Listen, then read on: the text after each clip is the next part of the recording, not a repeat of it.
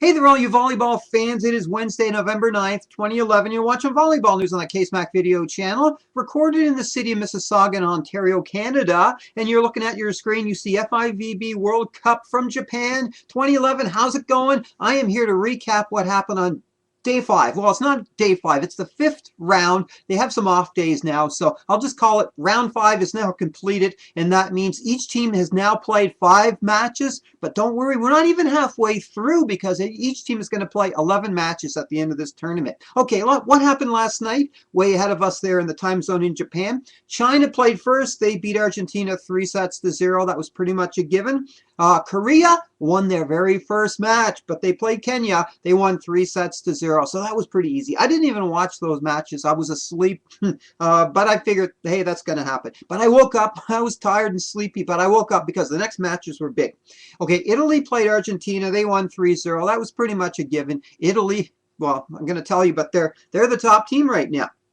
The next match, big match, got to watch this one. Brazil played Serbia. Brazil won 3-2. But I'm going to say applause to Serbia. Serbia are a kick-ass team. They are really, really good. And I think they're kind of new on this, and they're not quite used to playing teams like Brazil because Serbia had a 2-0 lead. They could have won this match, and I've said this about Serbia before. But Brazil fought back. They have the experience. It just seemed that Serbia, when they need to score the point, they can't do it. They get nervous, they screw up, they get bad calls or something. I don't know, but they just can't seem to do it. And it's too bad because this is a very good team for the future. I don't think they're going to do much more in this tournament, but they've got a really good team. By the way, same as before, when you're playing in this tournament and you win 3-2, you only get 2 points. And Brazil got 2 points out of this. Serbia got 1 point, but everyone needs those 3 points. And I'll show you the standings in a minute. Okay, let's move on. Japan played Dominican Republic. Dominican played pretty good, but Japan won 3-0.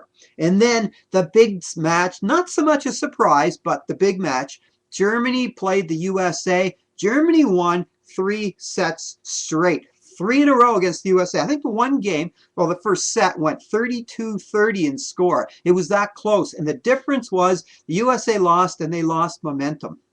And then Germany realized we can beat these guys. And they did. USA were undefeated and now they have a loss. So that was amazing. And it was great to watch, exciting, and it's surprising that Germany actually won 3-0. When it was over, this was the first emotion I've really seen at this tournament from a team. The German team were absolutely ecstatic. They were jumping up and down, hugging each other. It was great to watch.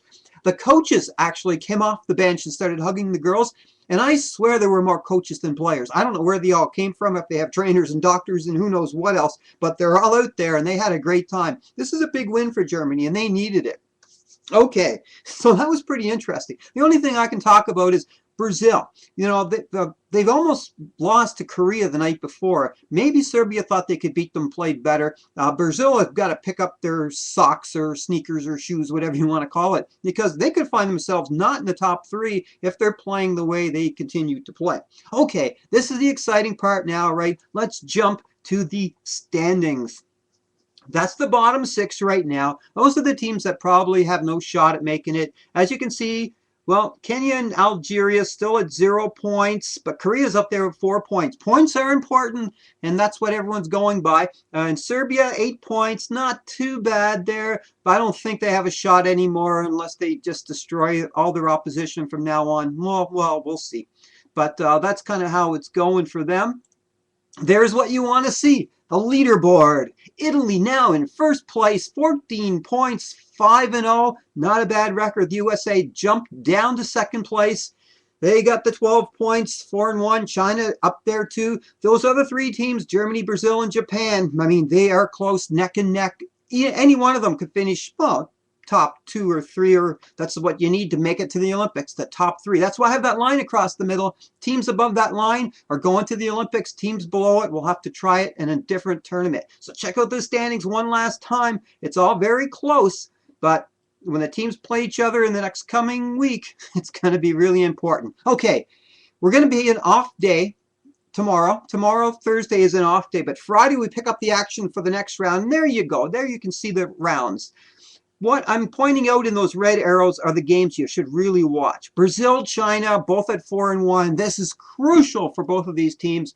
One of them has to win, of course. One of them will win, but the one that wins has got a good shot at finishing top 3. And just below that, Japan and Serbia. As much as Japan has a shot at making this, Serbia is that team that could beat them. Serbia can beat anybody if they just have the confidence to do it. Those are the two matchups coming up Friday that will be worth watching. Most of the other matchups are actually kind of lopsided and should go to the higher ranked team. So they're not as exciting to watch. So keep it in mind, that very big match, Brazil and China, both 4-1. They both need this win. Let me flip back for a second. See that? China, 12 points, 4-1. Brazil, 10 points, 4-1. So it's even more crucial for Brazil. They need the points, you bet. So, okay, I'll be back tomorrow to talk about what's going on, but I'll be back again on Friday after this round is over to let you know what's been happening, in case you haven't been watching it, because this is great action. This is the World Cup, the best women's teams in the world, battling out for 3 spots to get into the Olympics. That's the lineup. Check it out, and I'll be back soon with more talk about the World Cup from Japan 2011.